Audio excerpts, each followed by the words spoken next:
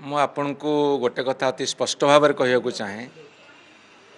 ମାସେ ତଳୁ ଯେତେବେଳେ ବହିରେ ତ୍ରୁଟି ଅଛି ବୋଲି ସାମ୍ନାକୁ ଆସିଲା, ସେତେବେଳେ ସେମାନେ ଭାବିଥିଲେ ବୋଧେ ତାକୁ ଘୋଡ଼େଇ ଦେବେ, ଅର୍ଥାତ୍ ତାଙ୍କର କରିଥିବା ପାପକୁ ସେ ଘୋଡ଼େଇ ଦେବେ।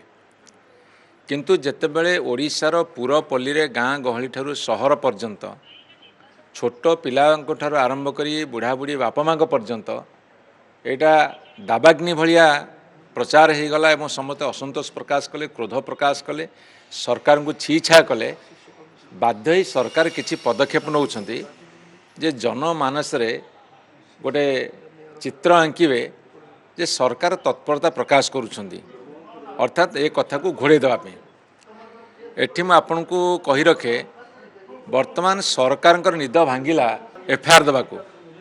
ସରକାର କାହା ବିରୁଦ୍ଧରେ ଏଫଆଇଆର୍ ଦେଲେ? ଯେଉଁଠି ମାନ୍ୟବର ମୁଖ୍ୟମନ୍ତ୍ରୀ କହୁଛନ୍ତି ଯେ ଗୋଟେ ଷଡ଼ଯନ୍ତ୍ର ହେଇଛି, ଯେଉଁଠି ମାନ୍ୟବର ମୁଖ୍ୟମନ୍ତ୍ରୀ କହୁଛନ୍ତି ଷଡ଼ଯନ୍ତ୍ର ହେଇଛି ତାଙ୍କ ନିଜ ବିରୁଦ୍ଧରେ, ସେଠି ସେ ଏଫଆଇଆର୍ କାହା ଏଗେନ୍ଷ୍ଟ ଦେଉଛନ୍ତି? ସ୍ପଷ୍ଟ କରନ୍ତୁ ଷଡ଼ଯନ୍ତ୍ରକାରୀ କିଏ? ମାନ୍ୟବର ମୁଖ୍ୟମନ୍ତ୍ରୀଙ୍କର ଷ୍ଟେଟମେଣ୍ଟଟା ହେଉଛି ଗୋଟେ ରାଜ୍ୟର ଷ୍ଟେଟମେଣ୍ଟ, ଗୋଟେ ସରକାରଙ୍କର ଷ୍ଟେଟମେଣ୍ଟ, ଗୋଟେ ସରକାରଙ୍କର ସ୍ୱୀକାରୋକ୍ତି। ତାହେଲେ ସିଏ କ'ଣ ଗନ୍ଧ ବାରିଲେ, କିଏ ସେ ଷଡ଼ଯନ୍ତ୍ର କଲା, ଯାହାଫଳରେ ସେ କହିଲେ ଷଡ଼ଯନ୍ତ୍ର ହେଇଛି, ଅର୍ଥାତ୍ ସେ ଜାଣିଛନ୍ତି, ତା ପ୍ରକାଶ କରନ୍ତୁ।